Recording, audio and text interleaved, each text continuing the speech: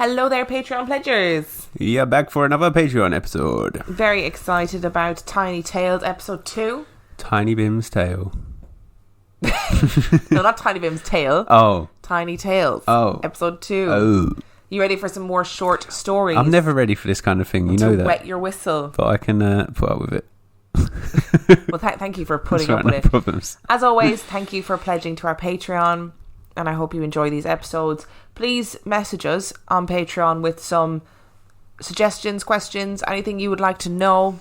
We shall answer it more openly on the Patreon because you know what, you're paying for it, so we can have proper conversations about it. We can. This is true. So do you want to get straight into it? Yep, might as well. Let's just get cracking. Story number 1, Tiny Tale number 1, is called The Crutches. Doesn't sound very scary at the moment. You fucking wait. Okay.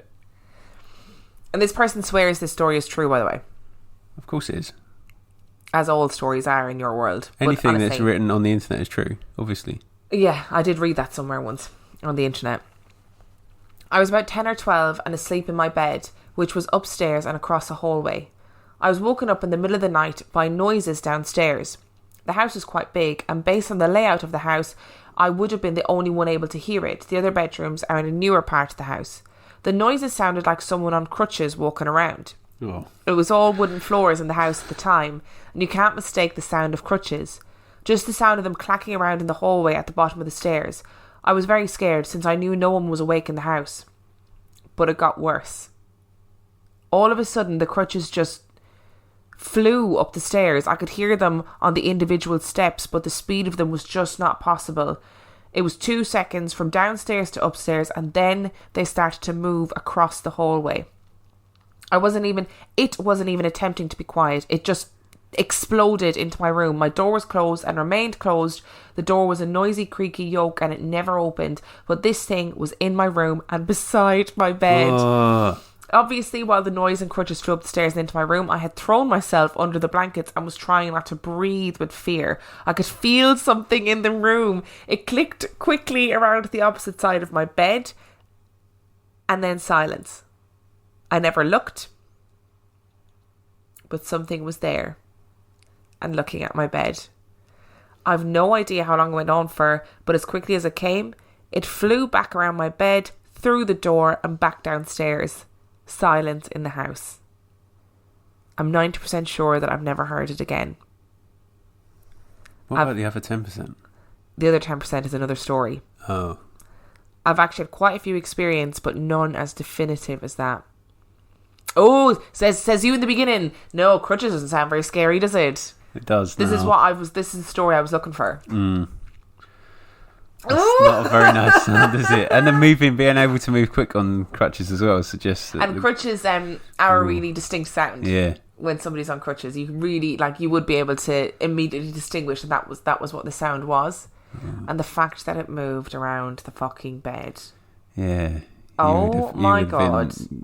Given a string of expletives and then drop kicking it down the stairs, I'd imagine. No, I'd probably be doing the same thing as that guy. Hiding under the cover. Hiding under the cover. So this is a story that's actually freaked you out. No, it really. I don't know what it is. I think it's.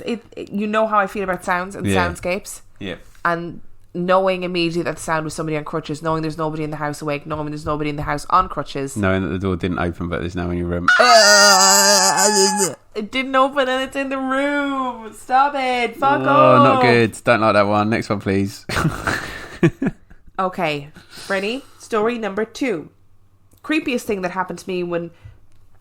Bollocksology. Why can I... See, when we're recording episodes for, normal stuff, like iTunes episodes, I have to go back and cut all of the times when I say something wrong and go, bollocks! Fuck that up. It's really annoying. I wish I could just read. I don't know how newsreaders do it. No, neither do I, because it's all live with newsreaders as well, isn't it? Yeah. It's measured breathing. I mean, that's it. My newsreading career as a newsreader is over before it's even begun. Wow. It was only a crystal dream. What? A pipe dream, you mean? Yes. Creepiest thing that happened to me was years crystal ago. Meth pipe dream. Don't tell anybody about my drug habit. Creepiest thing that happened to me was years ago when I was quite young. I used to share a bedroom with my brother at the back of our house, and one night I was awoken by a rhythmic humming sound. It would increase in intensity and then decrease again. I thought it was just machinery or something, but then it started to get louder and louder as the minutes passed. A light then started to shine through the curtains. It too got brighter and more intense as the humming got louder. This went on for around 20 minutes and my brother was still fast asleep as if he couldn't hear a thing. I was petrified and didn't dare move in bed. I had no idea what was causing the light and sound. Eventually the sound became deafening and the light lit up the whole room, as if whatever was causing it was right outside the window and I had to see what it was. Nervously, I opened a slit in the curtains and everything stopped. Immediately. The sound was gone, the light disappeared. I pulled open the curtains to get a good look. Nothing, just the back garden. My heart was still pounding, so I couldn't get back to sleep for an hour or so. To this day, I have no idea what it was, but it scared the absolute shit out of me. Oh, so we're thinking aliens with this one. There's loads of stories, loads of humming stories. Humming. Yeah, so is humming, like, is rhythmic humming, is it like, or is it like, What, like the aliens are having a rave? No, but I was just extraterrestrial thinking, rave. like tribal, like natives, that kind of thing. Or is it just like, because it's a phenomenon, isn't it? Because lots of people describe Gregorian chanting, and I'm pretty sure that like not everybody knows what Gregorian chants sound like. Do you know what I mean? So I wonder if there's like whether rhythmic humming has actually got like a rhythm to it, or whether it's just like. I've just swallowed a bit of popcorn now. It's stuck in my throat. This is also where my Irishness comes out as well. Yeah, the rhythmic humming and the light specifically is referenced loads in this thread, with loads of people going, oh my god, I heard that too. Oh my god, I've heard that loads of times. It's all them friends from other dimensions coming to see you. I would hate it. I would hate it. Every so often stop. Every so often they do roadworks in the middle of the night around our area, and it wakes me up, and every time I'm like, oh my god, what the fuck is that? Hang on, it wakes you up? Yeah. Something actually wakes you up? Something actually wakes me up. Wow. It's probably because my brain is like, aliens, wake up, you're going to be abducted. And every time it happens, I have about 10 seconds of absolute sheer panic. And then I realise it's roadworks and I'm like, okay, I can go back to sleep. But in the middle of the country, unlikely to be roadworks. No. Could be a faulty strip light though. A faulty what? Strip light. It would explain the light and the rumming. And the humming. And the rumming. The rumming. Wouldn't it? Oh, I've read that one. It would though. Yeah, sorry, I was looking through the what's a strip light? You know, like the ones, like the tubes, the fluorescent tubes.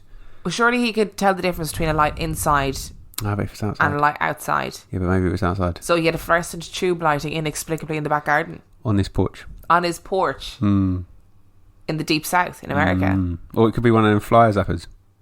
Oh. Yeah, but I don't know how powerful are fly zappers that they can light up an entire bedroom. You know? Well, it's I sound like you now trying to either prove that to you. Or aliens. So you know which one feels more comfortable for you. Yeah, that's true. Okay, so story number 3. This is the paedophile priest one that I was going to read to you last week, but you chose not to, but I'm going to do it anyway. Okay. When I was about 8 or 10, a group of us were forced to play roles in the Mass at Christmas. The 3 wise men, Mary and Jesus, and all that. There was something weird about the parish priest, and it was strongly suspected that he was one of them, which is in inverted commas. I don't think in this context it's an alien. It probably would be better if it was an alien, to be fair. Shall we say? So we all made sure never to be on our own with him. I can't remember his name, but we called him Father Mickey Dodger, which is fucking... So Mickey is a slang term for penis in Ireland. So they call him Father Mickey Dodger. How good is that? It's the penis dodger. Yeah, it's fucking hilarious. But he's still not dodging the penis, though, so he wants the penis. Yeah, all right. Okay, they probably were dodging his penis. Ah, I see. Henceforth, the name. Did you have to do a nativity when you were in school? Yeah, I think I was a shepherd at one point. But my big crowning glory in plays at primary school was I played the enormous turnip in the giant turnip story. The giant turnip story? Yeah, I was the turnip. That's on video somewhere as well. Are you serious? Yeah, serious. What's the story of the giant turnip? It's like this peasant family grows a massive turnip and then they can't get it out of the ground, so it starts off with the farmer getting it and then the wife and then the dog, then the cat, and then... I remember. Yeah, I was the turnip. You... Yep. Crowning achievement, that one at primary school. It's on tape somewhere. You were the turnip? Yeah, I was the turnip. That was my role. I played the turnip. God. It's really hard to effectively play an inanimate object. Specifically a turnip, I'd imagine. Yeah. And be able to resist the force of 7 children pulling you out of the ground. That's why I was picked, you see. My strength and composure. Your strength, your deep strength, but mentally and physically. You should have seen the Stanislavskian process I had to go through to play a turnip. I couldn't even imagine. I spent days digging holes, like sitting in the ground to get inspiration. Yeah, I bet. Christ, that is not what I expected you to say. Every so often you take me aback, and now I'm lost. I did the nativity. Do you know who I played? Lucifer? Joseph. Oh. Why did you think I played Lucifer? He didn't rock up to the nativity with the gift of murder. No, I played Joseph. Did you? That's even better in a way.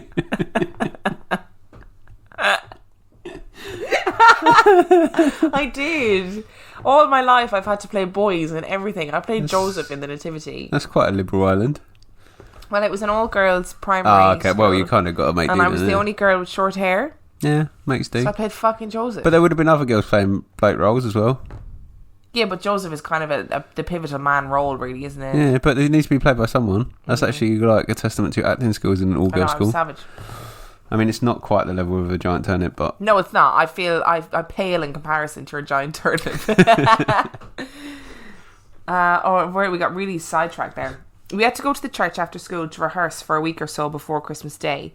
He was always trying to get kids to come back to his house under various pretexts, but we'd always find a way to avoid it. This is not just a really dark story, by the way. There's like a paranormal element to it. This sounds like a trauma story. Then Christmas Eve came when the costumes were being handed out. He gave most of the costumes out at the last rehearsal. He said that the last few were back in his house, and myself and 2 other boys, Michael and Dara, would have to go back with him to get them. There was no way to refuse, so we went back, whispering to each other to stay near the door and not allow him to separate us. So we went into his living room. It was dark and grotty. The furniture was all ancient and in terrible condition, and there were dirty ashtrays and bottles of drink everywhere. He had a big table with a candle in a holder on it, and there were piles of old books on the table. We crept over to the table and looked at the books that were lying open, but they were in some script that we couldn't read. There was something very weird about it. It didn't look like a Bible or anything like that. The priest came into the room with the costumes and must have seen that we were a bit freaked out, so he was as friendly and as reassuring as he could be. He started giving us our costumes and we began to relax a bit, but then the phone rang, one of those big old black Bakelite things. He answered normally and listened for a minute, and then his eyes kind of glazed over and he said yes at once, in this really weird voice. He walked out of the room as if he hadn't seen us and went upstairs. He left the phone off the hook and Dara went over and picked it up. "Who's there?" he said, trying to sound brave. Then his face went white and he froze completely. Michael had had enough. He grabbed Dara and me and we ran out of there. As we passed... I forgot where I was. As we passed through the hall, the priest was coming down the stairs carrying a roll of black bags and a rope. We ran like hell and didn't look back until we were back on our road. We asked Dara what he'd heard on the other end of the phone, but he was completely white. He just shook his head and wouldn't say a single word. We went home, and after that we simply never saw him again. He wasn't there at Mass the next day, and when we went round to call for him after Christmas, his house was completely empty. When school started, his desk was left empty for a few days, and then it was just taken away. Another family moved into his house a few months later, and that was that. What the hell was on that phone? That's weird. That is weird, isn't it? It's also absolutely not true. How do you know? Wow, come on. Could be the same people who got to Lorcan Bail. You don't know. Oh, good little link there. Well done. No, I just don't think it's true. I think anything that seems Hollywoodized I like how it is went never from going a to be true. paedophile priest to like a satanic Cult. What was he going to do with the black bags? And maybe it was just his like mother saying, "Have you put the rubbish out?" And Or maybe he was embarrassed by the state of the place, and he was like, and that was it. His ma rang, and she's like, blah, blah, blah, blah. "Father Mickey Dodger, why are you..." Because that's what she'd refer to her son as. "Why are you not cleaning up the house? There's children there. Everyone's going to be talking about you. You know the rumours that are going around. Get those fucking ashtrays emptied." And he's like, "Right." And he just goes into a daze. Yep. Right. Goes off and cleans up. Fuck's sake. And the kids are like jumping to conclusions. Yeah. Or maybe he's part of like a swingers group. And he's going to do some of that auto-asphyxiation. Autoerotic asphyxiation. Yeah. Or maybe he's just a big fucking paedophile. Yeah, what was he going to do with the black bags in the road? I don't know. I'm not a paedophile, so how would I know what they do? I wasn't accusing you of being one. We've read that one. That's a picture of Tiny Booms. Oh, I love this one. Not really creepy or unnerving, more of a coincidence, but strange all the same. About 2 weeks after my granddad died, I went to a new restaurant in town with some friends. The restaurant menus were inside the covers of old children's books, like hardback Beano covers with the menu attached inside. The book covers were recycled as they had children's scribbles and drawings on them. So I opened the menu only to find my granddad's full name signed on the inside of one of the covers. That's so cool. Isn't that mental? Yeah. And she said later, so people were like, well, he obviously just had a very common name. And she said that he had a really unusual name, and she absolutely was convinced that it was that was his. I found a book when I was working in the charity shop. It was To Stephen from Peter, and that's my dad's first name and his brother's name. And it was a kid's book, and it was from a time where I was like, oh, that could have actually been them. But then I realised that neither of them can read, so it doesn't matter. That is true. That is mad, isn't it? Yeah, it's mental. But actually, probably that was probably quite reassuring for her, I'd imagine. Like, I think a bit comforting. Things like that are actually quite nice. Yeah. They probably are quite comforting. And just as an aside, I love restaurants that do things like that. I went to a restaurant once where it was old vinyl covers. That was cool. Yeah. It's also a bit kitschy though, isn't it? Yeah, but it's a bit what's that word? Everybody loves a hipstery. bit kitsch. I'm the ultimate hipster, so I don't know what I'm saying. Ready for another one? So your beard giving it away, your hipster beard. My hipster beard, yeah. Go for it. Working a late shift in Dell years ago. Not too many people were knocking around. Opened the door to a dimly lit corridor leading to the main canteen, and a canteen tray trolley was making its way towards me along the corridor. I could see through the trolley that nobody was pushing it from the other side. The trays on the trolley were bouncing up and down. It's the only time I've fully been freaked out by something and still have no explanation as to what was propelling the trolley. Isn't that weird? That's really weird. Really weird. And somebody went on to say, like... Was it one of his mates pushed was it an incline? down? Had somebody pushed it? But he said that he watched it for quite a long period of time, and it was moving at a steady pace, and that there was no... I would have booked it out there as quick as possible, I think. I would have seen it and just gone, fuck this shit up, man. Turn around, run out. Or run at it full pelt. I kind of... And what? Pushed it over. Why would you do that? I kind of really want you to have a very distinct paranormal experience. Why? Because I want to see how you'd respond to it. I want to see if you'd like... Because I don't think you'd be as chicken shit as you think you would be. I think I would be. I think you'd actually respond... I'm pooing myself just thinking about it. Oh, don't shit yourself again. Really. Oh, God. Another one, which is slightly traumatic. I think, actually, just before we move on, I think empty office blocks are actually quite scary. Yeah, you know that really famous video of the paranormal, of the poltergeist, I'm using inverted commas, in the offices in Manchester. Yeah. That freaked the shit out of me. Yeah, I think they're like quite empty. Yeah, they are. Because they're empty offices. I think they're quite unnerving. It's all those things. I think any place that's normally busy. Yeah, like schools. Schools are always really freaky at night time. Like my school is a brand new build. Yeah.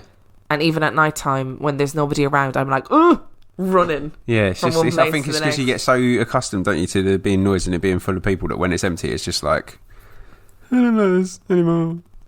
Sorry? I don't like this anymore. Oh, okay. I didn't know what you said. Next story, please. Playing toys with my sister one night, and we hear an echoey voice call out from my mum and dad's room. It was coming from the top right of the room, as if in the attic. My sister and me just looked at each other in shock and got up slowly, ready to leg it down the stairs. As we passed the room, the voice, whatever the hell it was, called out again. Christ, we ran like the clappers. No idea what it was, but the voice was coming from an uninhabited part of the house. There could have been someone up there who broke in, living unknown to us, I guess, which is the only alternative. For the record, it must have been my dad, but it wasn't my dad. The trajectory of the voice was unmistakable. If someone asked me, do I believe in ghosts, I'd say no. But I heard what I heard. I'll probably only know the day I draw my last breath. But at last, sensible people, they hear something, they run. fucking run out of there. Good stuff. But it's crawl space, isn't it? Crawl spaces. But imagine if you were here yeah, and you heard somebody calling your name. I would be out. Gone. See you later. Bye-bye. I'd go straight into Tessa's house. Get her big crucifix. You come and bash someone around the head with it. Come back. Accidentally killed someone because I thought it was a ghost. And it was you. I didn't realise you were home from work. Stuck in your raft. Emma. Oh, dear. I think you are going to kill me by accident. Yeah, probably. Then I'll get all of your life insurance money. Not if you kill me. Yeah, but people won't know that I killed you, except for all the people who donate to the Patreon. Yeah. In which case, don't tell anybody. So I'm downstairs. Are you? I know, I can see you. We're both downstairs. New story. Oh, okay. My bedroom is right above the sitting room. Everyone else is in bed asleep, and I suddenly hear my bedroom door open like someone has pushed it very hard. I ignore it, thinking someone awake is going into my room. I then hear the door violently shut. Again, I ignore it.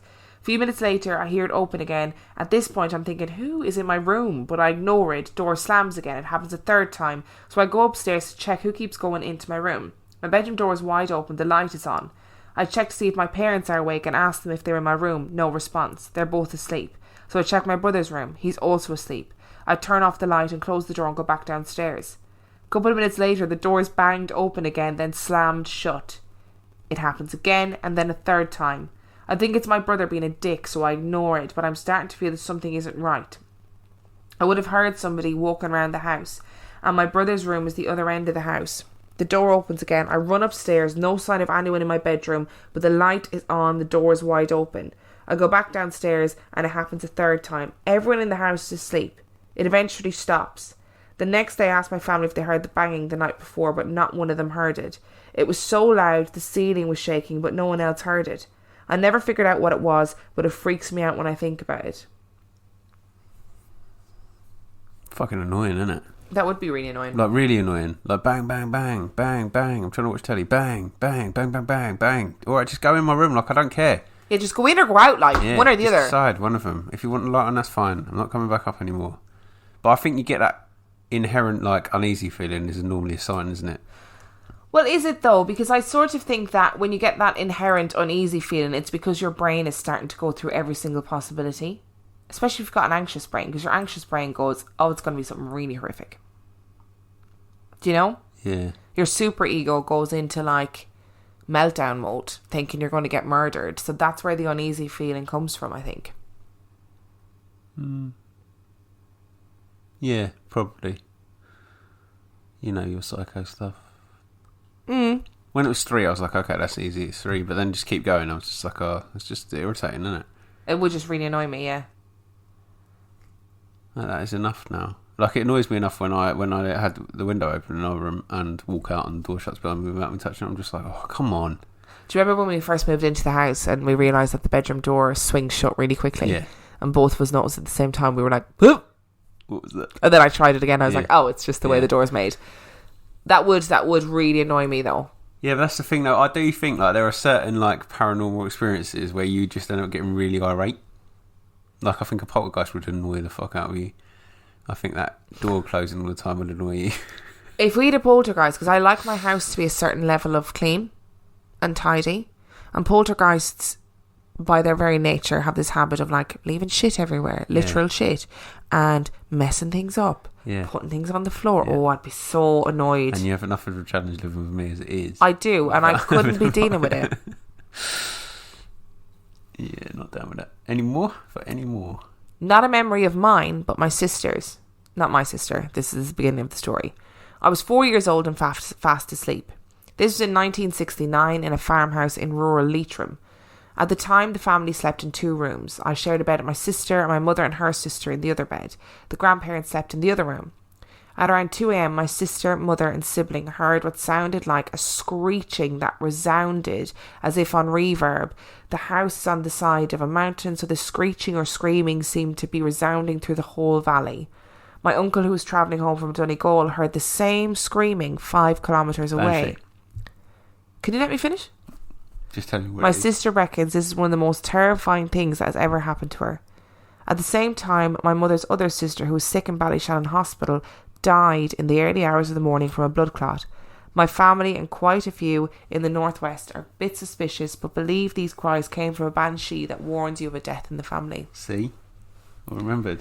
I do believe in the banshee, and Somewhere, I know there's loads of things that I don't believe in, but banshee is one of those somewhere things. Somewhere in that valley, there's a woman on a brick wall, screaming to the sky with a bottle of gin in her hand.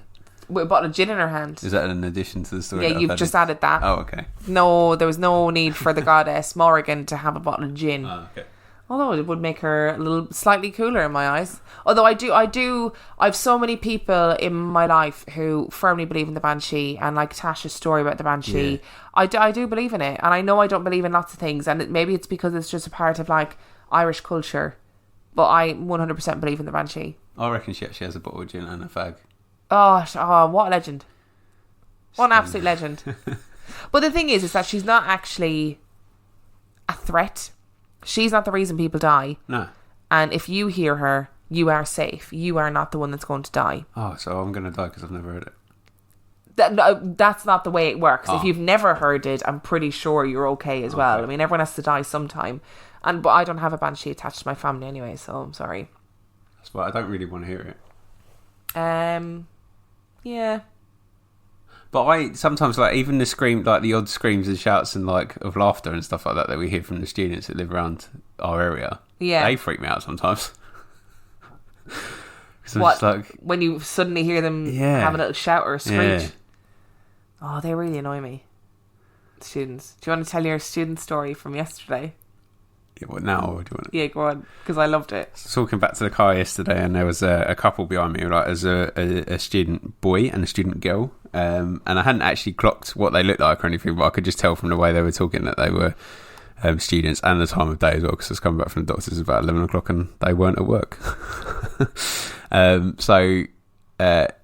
The guy was obviously trying to impress the girl, and he was talking very loudly, and he said the following sentence, which just made me cringe inside. He was like, if I'm not still hitting the ket like I am at the moment at 80, I'm going to feel like I've failed at life. And I was just like, oh, dude, you sound like such a tit. It's unreal. And then he just carried on going on about how much ket he used and how it like opened his mind. And I was just like, oh, dude, you this is not working. You sound like an absolute twat. Yeah. And he was telling a story about a guy who had tried so much ket that he'd had 3 overdoses, and he was trying to convince the girl that this was all right. And she was like, he had 3 overdoses. Overdosing is not all right. And on anything? Yeah. Imagine being that guy, though. I hope it was like... I hope he's one of our Patreon subscribers, and he feels really embarrassed right now. But I kind of hope as well, like, she's had a one-night stand with him, and she's like, oh my God, what have I done? And he's like walking her home or something, or... Yeah, it could well have been that scenario. You know, and she's just like, fucking hell, this guy is a moron. I was desperately trying to record the conversation on my phone because I wasn't far enough in front to have got away with it, but I just couldn't get my phone to work, so I had to wait until they walked past me, and then I left a voice message for him. Yeah, I enjoyed it. I was in work and I was like, that's hilarious. One more. Go for it. Is it about Ket? It's not about Ket. There are a few things from early childhood that I remember, but I'm not sure how accurate they are. I like something that starts like that, because actually a lot of memories that we have from when we're kids are probably not accurate or informed, and everybody has different memories of different things. So you see that when you're working in specific situations. Like, I work with kids, as in like teenagers, and if there's an incident, you will get 5 different takes on what happened. So there's, you know, there's their truth, and then there's what actually happened. And it's not that they're lying, it's because everybody remembers things differently. So this is a good start. I remember when I was about 3 or 4, I saw something flaming tapping against the window outside a bedroom in our house, and was at an age where I didn't know whether this was normal or not. The same way that I would see something on television, demand an explanation, and be told it's only a film by my brother or parents. This flaming thing was like a ball, but on fire. It tapped against the window, which is what alerted me to it, and then paused and dropped off down out of sight. I wasn't freaked out because I was a kid, I just accepted it. Weird. That's weird, isn't it? I've not really heard of a description of anything paranormal like that before. Isn't that really weird? Yeah, it's an odd thing to see. And it was tapping. Well. Yeah, so he didn't say it banged against the window. He said it was tapping on the window. That's really odd, isn't it? Yeah. Don't know what that is. It's not really. It's not particularly unnerved me either. I'm more intrigued. No, I'm by just it. like, what was it? Yeah. Or, you know, he as he says, he was like 3 or 4 at the time, so it's not like, I mean, it might not necessarily have been On fire. It might have been something completely different that you just had never seen before. Yeah. And the only thing you could relate it to was fire. Yeah. So, but what was it? I don't know. That's as far as I had. That's intriguing. Yeah, it is. Aliens. Yeah. Or Godzilla. Wait, which episode did we talk about Godzilla? Oh, it was this week's episode. I couldn't remember. Yeah, definitely. Anything that you cannot explain from here on in, Godzilla. Yeah, we've got over the scrolls now. We're on to Godzilla. Godzilla. Maybe we should do a Godzilla episode. I'm pretty sure that's not based on it. Yes, it is. You Is just talked about how anything that was paranormal that you can't explain is Godzilla. Good point. I believe everything you say. Godzilla is real. Okay. Shall we leave it there for this week? Yeah, I think we probably should. Thank you so much for listening. We love you, and we are incredibly touched by the fact that you actually want to listen to more of our mad ramblings.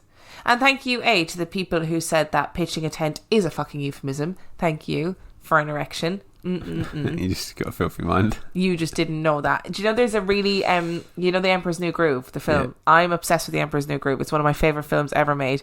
And there's a bit in it where Crunk is asleep and he's pitched a little tent just over his groin. Thank you, Disney. Disney. Yeah. And there was something else that I wanted to say, and that was something that I don't remember. It's gone. It's probably something else that justifies and makes you right, because that's normally the kind of thing that you want to share with everybody, isn't it? Yes, people, it's all about me. And we shall see you next week, and we love you, and thank you for being our Patreon subscribers. Goodbye. Bye.